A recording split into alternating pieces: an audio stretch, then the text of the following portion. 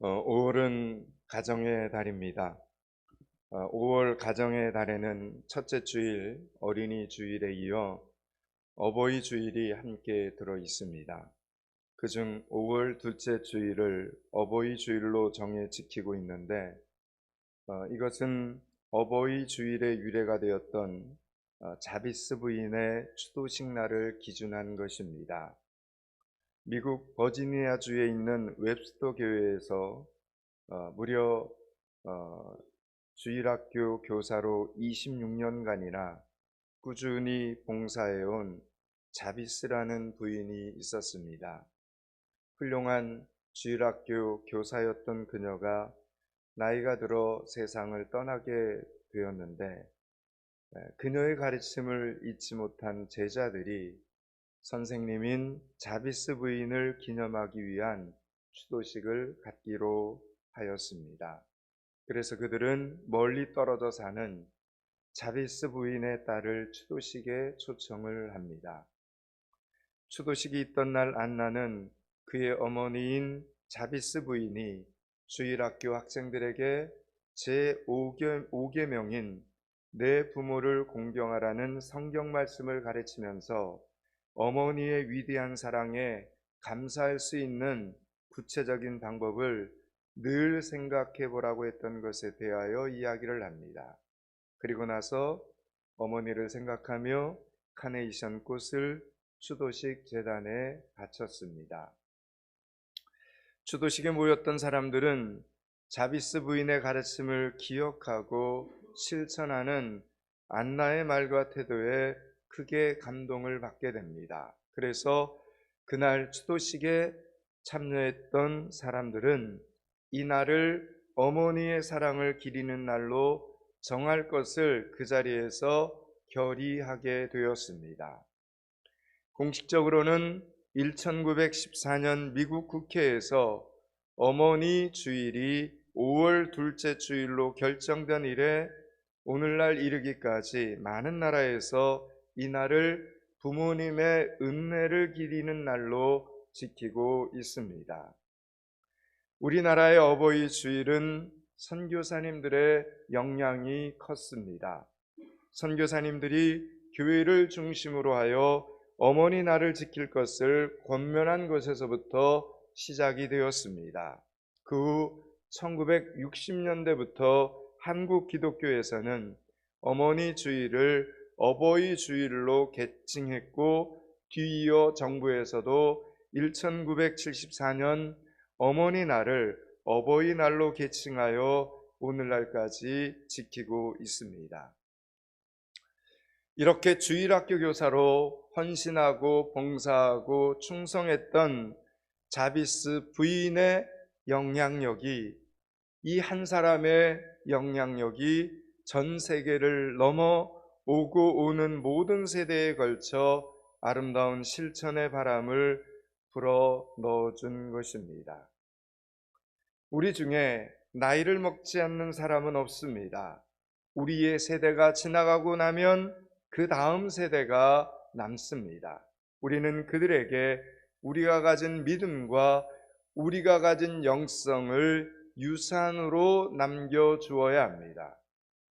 부모님과 선생님과 선배가 다 세상을 떠나고 없는 가운데서도 자신들의 믿음을 잃어버리지 않고 자신들의 믿음과 지혜로 씩씩하게, 담대하게, 그리고 행복하게 살아갈 수 있도록 우리에게 아직 기회가 있을 때 저들을 잘 양육해야 합니다. 제가 지난 한 주간 우리 포항믿음교회 성도들의 얼굴을 가만히 떠올려 보면서 여러 가지 생각을 했습니다. 그런데 중직 중에는 이미 부모님을 떠나보낸 성도들이 많았습니다. 양쪽 부모님이 다 돌아가신 경우도 있고 어머님이나 아버님 중 한 분이 돌아가시고 두 분 중 한 분만 홀로 남은 성도들이 많았습니다. 저도 아버님이 작구하신 지가 벌써 9년이 지났고 장인어른이 작구하신 지도 벌써 4년이 지났습니다. 이제 어머니와 장모님만 살아 계십니다. 어느새 우리들의 인생은 중반을 넘어 후반으로 가고 있습니다. 이제는 우리가 그 부모님의 자리에 서 있게 된 것입니다. 그래서 어버이날이 다가오자 돌아가신 부모님보다는 남겨진 사람들 생각이 더 먼저 납니다. 이미 돌아가신 부모님들이야 그리워도 그 그리움을 하늘에 날려버려야 하지만 살아계신 부모님, 살아있는 형제 자매들, 친척들, 그리고 자식들에 대한 염려가 가정의 달 5월에 더 많은 기도 제목으로 남습니다. 거울을 보면 깜짝 놀라죠. 어느새 내 얼굴에 이렇게 주름이 많이 생겼지? 이러면서 우리는 놀랍니다. 그러나 지금은 늙는다는 사실에 대하여 서글퍼할 것이 아니라 남겨진 사람들의 영혼을 우리는 걱정해야 합니다. 이번 VIP 초청주일에 여러분의 자녀들은 물론이거니와 살아계신 부모님을 초청하고 고모, 이모, 삼촌, 남동생, 여동생, 조카, 손자, 손녀 모두를 초청하는 성도들, 영혼 구원의 큰 사명을 아직 기회가 있을 때 감당하는 성도들이 되실 수 있기를 주님의 이름으로 축원합니다. 오늘 본문에서 우리는 의지했던 믿음의 아버지 같은 스승을 떠나보내고 혼자 남겨진 엘리사의 모습을 보게 됩니다. 스승이었던 엘리사 선지자는 이제 지상에서의, 그러니까 이 땅에서의 자신의 삶이 이제 얼마 남지 않았구나를 알았습니다. 또한 하나님께서 어떤 특별한 방법으로 자신을 이 세상에서 데려가실 것임을 엘리야 선지자는 알았습니다. 여러분, 하나님께서는 하나님의 자녀들에게, 당신의 자녀들에게 인생의 어떤 큰 전환기를 앞두고 이런 거룩한 직감을 허락해 주십니다. 준비할 시간을 우리에게 주시는 것입니다. 우리가 때를 분별할 수 있다는 것 참으로 감사한 일입니다. 무엇이든 준비할 수 있는 시간과 기회를 얻는다는 것은 하나님께 감사할 일입니다. 중요한 일일수록 준비하고 있어야 합니다. 마음의 준비와 현실의 준비를 해야 합니다. 마음의 준비는 기도함으로 분별력을 갖는 것이고, 현실의 준비는 부지런함과 인내로 지금 해야 할 일을 최선을 다해서 하는 것입니다. 자신의 마지막 때를 직감한 엘리야 선지자는 이 땅에서 생명이 있는 한 한시도 늦춰서는 안 되는 일을 하기 위해 지금 길을 떠나려고 합니다. 그 일은 지금까지 믿음으로 양육하고 있는 제자들을 마지막까지 돌보는 일이었습니다. 자신이 떠나고 난 뒤에 남겨진 제자들이 하나님의 말씀을 따라, 하나님의 뜻을 따라 살아가야 하였기에 다시 한번 저들의 마지막 얼굴을 보고 마지막 다짐을 제자들에게 해주고 싶었던 것입니다. 그런데 지금 제자였던 엘리사가 동행하려고 준비를 합니다. 엘리야 선지자는 혼자서 조용히 길을 떠나기를 원했습니다. 그래서 오가는 길에 하나님과 깊은 대화의 시간을 갖고 하나님께서 부르시면 조용히 부름을 받으려고 했습니다. 그런데 엘리사는 마치 어린 아기가 어머니와 떨어지지 않으려고 매달리듯 엘리야 선지자에게 지금 딱 달라붙었습니다. 오늘 본문 1절과 2절을 보시기 바랍니다. 열왕기하 2장 1절 2절을 같이 한번 읽습니다. 여호와께서 회오리 바람으로 엘리야를 하늘로 올리고자 하실 때 엘리야가 엘리사와 더불어 길갈에서 나가더니 엘리야가 엘리사에게 이르되 청하건대 너는 여기 머물러 여호와께서 나를 베델로 보내시는. 엘리사가 이르되 여호와께서 살아계심과 당신의 영혼이 살아있음을 두고 맹세하노니 내가 당신을 떠나지 아니하겠나이다 하는지라. 이에 두 사람이 베델로 내려가니. 아멘. 스승인 엘리야 선지자가 하나님과 기도의 시간을 가지려 하는 줄 알면서도 엘리사는 왜 그렇게 끈질기게 달라붙고자 한 것입니까? 엘리사는 눈치가 없는 사람이 아닙니다. 엘리사는 그야말로 눈치가 아주 빠른 사람이었습니다. 그렇습니다, 여러분.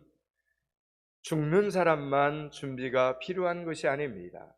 살아있는 사람도 떠나보낼 준비를 해야 합니다. 엘리사는 스승인 엘리야 선지자를 떠나보낼 준비를 지금 해야 했습니다. 그런데 문제는 떠나는 엘리야 선지자가 아닙니다. 문제는 보니 남아있는 자신이 문제였습니다. 아니, 엘리야 선지자가 없는 이스라엘이 문제였던 것입니다. 이 당시에 이스라엘의 가장 악한 왕이던 아합의 통치하에서 우상 숭배로 가득 찬 이 나라에서 하나님을 선포했던 스승 엘리야 선지자는 그야말로 이스라엘의 변고였고 마병이었습니다. 나라를 지키는 큰 힘이었습니다. 외세의 침략으로 항상 이스라엘이 불안하던 때에 나라의 운명을 걸고 기도하던 엘리야가 있는 것만으로도 적들은 두려워했습니다. 스승 엘리야 선지자의 영적 능력과 영향력을 너무나 잘 알고 있던 엘리사는 그가 떠나고 없는 이스라엘을 생각하니 두려웠던 것입니다. 그가 떠나고 없는 이스라엘에서 자신은 도대체 무엇을 할 수 있을까 생각하니 암담했습니다. 기도의 사람 엘리야 선지자를 떠나보낼 준비가 안 되어 있는 이 나라의 현실을 엘리사는 생각하게 된 것입니다. 그래서 엘리야 선지자를 따라 붙었습니다. 나는 떠나보낼 준비가 되지 않았는데 지금 스승이 떠나려고 하니 두 손 놓고 있을 수는 없었던 것입니다. 보통 사람들에게 죽음은 받아들일 수밖에 없는 운명인지 모르겠지만 하나님의 사람 엘리사에게는 죽음마저도 인정할 수 없는 싸움이었습니다. 엘리야 선지자가 죽지 못하게 붙잡고 있든지 아니면 무슨 특별한 대책이라도 세우든지 둘 중에 하나라도 해야겠다는 의지였습니다. 엘리야 선지자를 붙잡고 따라가는 것은 단순한 어떤 호기심이나 인간적인 정 때문이 아닙니다. 앞으로 내가 이 험한 세상 어떻게 살아야 할까를 뼈저리게 고민하고 있는 엘리사의 간절함, 엘리사의 절박함이었던 것입니다. 이런 그의 심정을 모른 채 사람들은 이렇게 말을 합니다. 3절입니다. 2장 3절을 같이 읽습니다.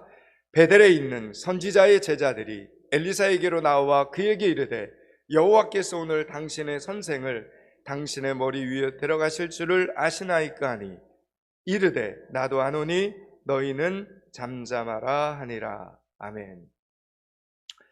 베델에 있던 선지자의 제자들도 엘리야의 승천이 가까웠음을 느끼고 있었던 겁니다. 그들도 엘리야의 능력과 위치를 알았습니다. 그러나 여러분, 죽고 사는 것은 사람의 능력으로 할 수 없는 일이기에 그들은 스승을 보내드리려 합니다.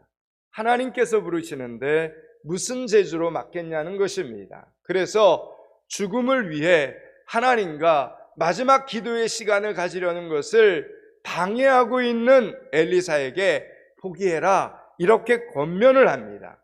그만 스승을 보내드리라는 것입니다.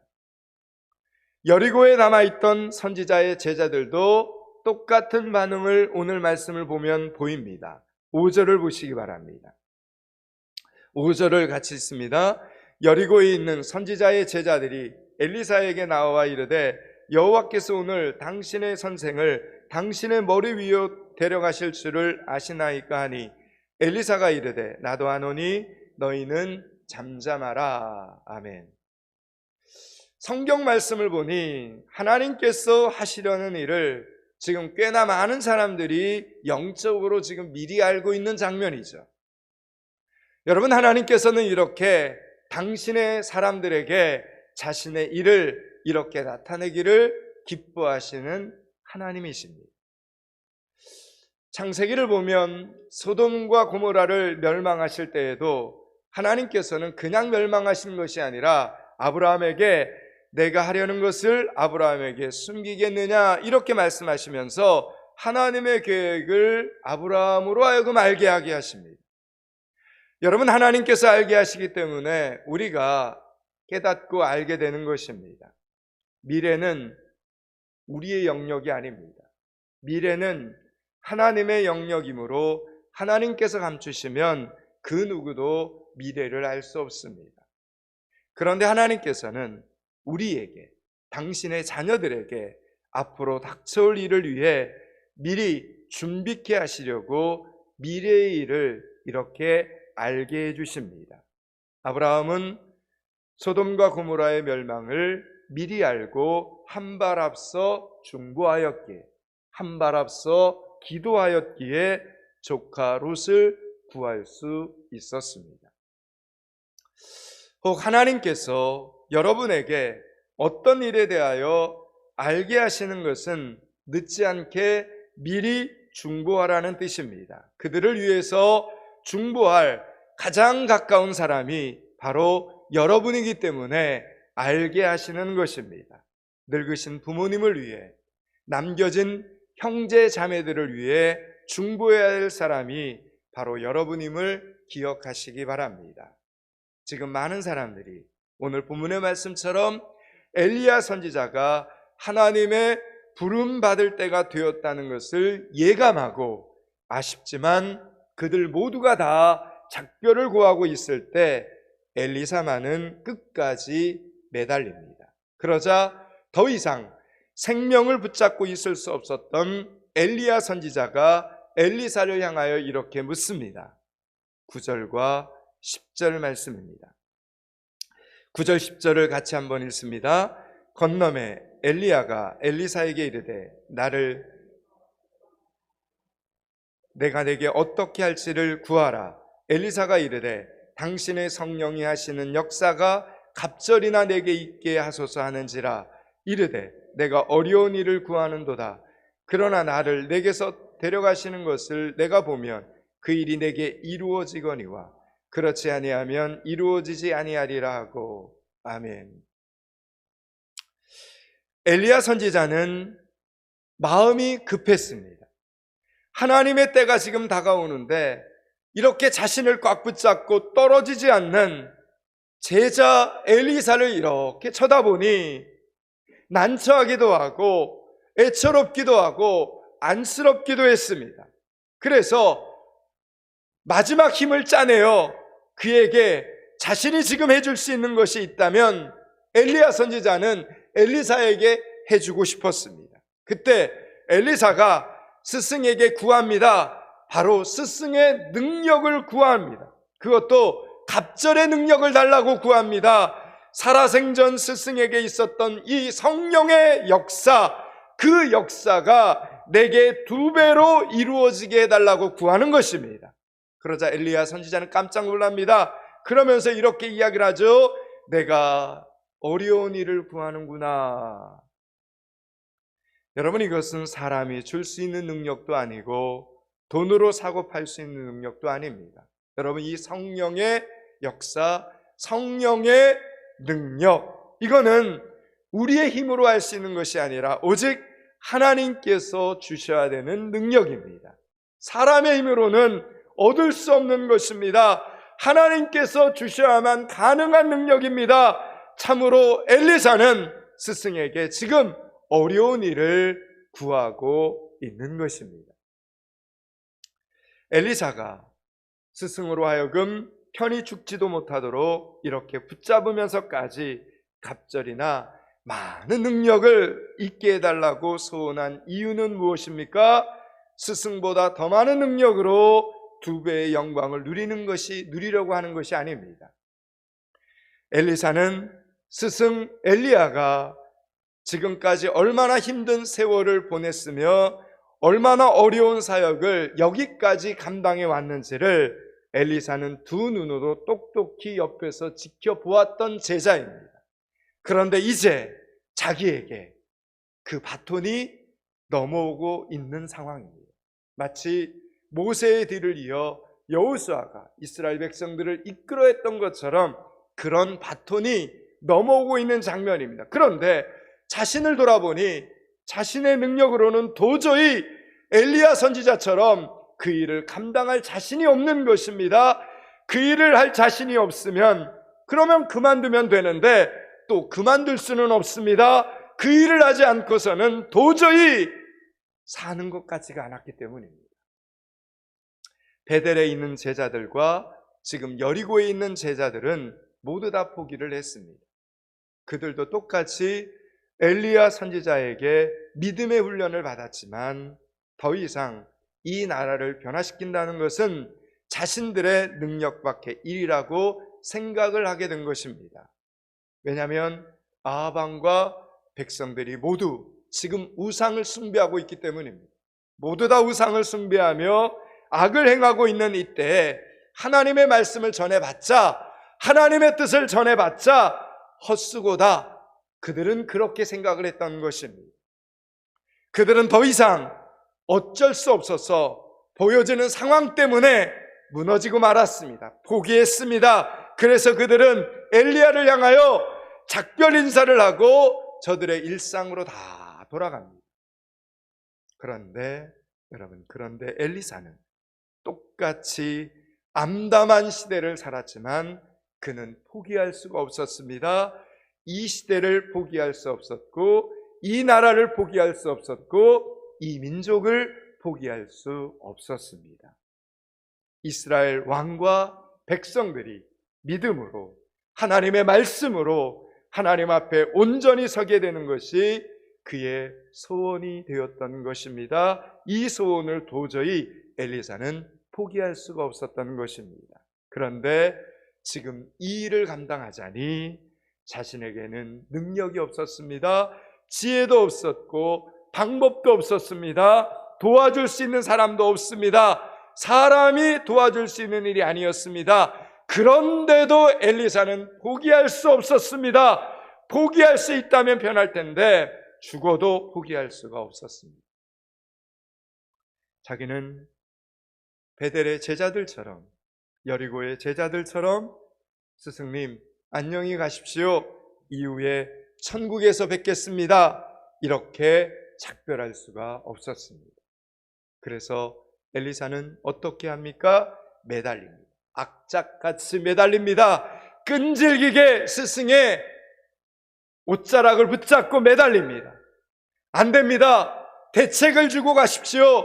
방법을 주고 가십시오. 어떻게 하면 스승님의 뒤를 이어서 이 나라에 하나님의 말씀을, 하나님의 뜻을 선포할 수 있을 것입니까? 그냥 가지 마시고 제게도 능력을 남겨주고 가십시오.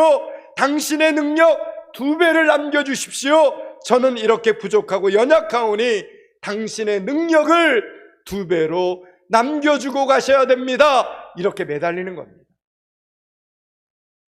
사랑하는 여러분, 오늘 여러분의 소원을 포기할 수 없습니까? 남들이 다 어렵다고 하는 소원을 품었는데 보니 그 소원을 이룰 방법도 없고 능력도 없고 또 포기할 수도 없어서 여전히 가슴을 치면서 앉아 계십니까? 오늘 본문의 엘리사의 심정이 바로 여러분의 심정이라면 구하시기 바랍니다. 사람들이 눈치를 주고 사람들이 무시를 하고 귀찮게 여겨도 괜찮습니다. 하나님을 향하여 열심히 기도하시기 바랍니다. 하나님을 향하여 포기하지 말고 간절히 기도하는 성도들이 되시기를 축원합니다. 어려운 소원을 품고 있으면서 여러분 쉽게 기도하려고 하지 마십시오. 지금 엘리사가 엘리야를 뒤쫓는 일 결코 쉽지 않은 일이었습니다. 어려운 일이었습니다. 지금 스승인 엘리야까지도 엘리사를 떼어내려고 무단히 지금 애를 쓰고 있는 장면 아닙니까? 스승을 거역하면서까지 그는 어려운 소원을 이루기 위해 마치 미친 사람처럼 끈질기게 스승의 마지막 길까지 포기하지 않고 따라다니고 있는 장면입니다. 만약 엘리사가 능력이 많은 사람이었다면 이렇게까지 끈질기게 엘리야를 따라잡지 않았을 것입니다. 그러나 자신은 돌아보니 스승인 엘리야 선지자에 비해 너무나 못 미치는 사람이었습니다. 자신의 부족함, 자신의 연약함, 자신의 모자람을 알았기에 그는 스승에게 역사하신 그 하나님을 이어받아야만 했던 것입니다. 스승 엘리야의 하나님을 나의 하나님으로 2배, 3배 역사하시도록 빌어야 했던 것입니다. 간구해야 했던 것입니다. 부르짖어야 했던 것입니다. 그리고 이제 아버지였고 스승이었던 엘리야 선지자는 떠나고 없습니다. 엘리사 혼자 남았습니다. 그때 엘리사는 이렇게 외칩니다. 내 아버지여 이스라엘의 병거와 마병이여 외칩니다. 그는 지금 시퍼런 강물이 출렁거리는 요단강 앞에 서 있습니다. 요단강 저쪽에는 선지자의 제자들이 갈 길을 알지 못하여 흔들리는 눈빛으로 엘리사를 바라보고 있습니다. 사랑하는 여러분, 혼자 남겨진 엘리사는 지금 누구를 부르고 있는 것입니까? 스승인 엘리야를 부르고 있습니까? 아니면 육체의 부모님이신 아버지를 부르고 있습니까? 둘 다 아닙니다. 살아계신 하나님, 영원토록 살아계신 하나님 아버지를 부르고 있는 것입니다. 오늘 본문 마지막 14절을 한번 읽겠습니다. 14절을 같이 한번 읽습니다. 엘리야의 몸에서 떨어진 그의 겉옷을 가지고 물을 치며 이르되 엘리야의 하나님 여호와는 어디 계시나이까 하고 그도 물을 치매 물이 이리저리 갈라지고 엘리사가 건너니라. 아멘.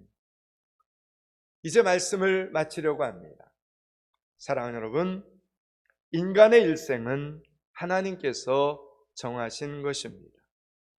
육체의 부모님도 떠나야 할 때가 있고 영적인 스승도 우리 곁을 떠나야 할 때가 있습니다.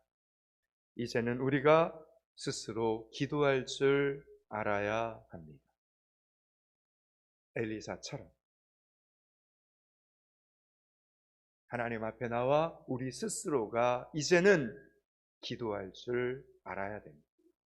우리 스스로가 이제는 하나님 앞에 나와 부르짖어 기도해야 될 줄 알아야 됩니다. 우리를 위해 사랑을 심고 기도를 심었던 사랑하는 사람들이 떠나간 그 자리에 우뚝 서서 이 시대를 향하여 자기 시대를 책임지며 뒤로 물러서지 말고 사명을 신실하게 감당하는 여러분들이 되시기를 주님의 이름으로 축원합니다.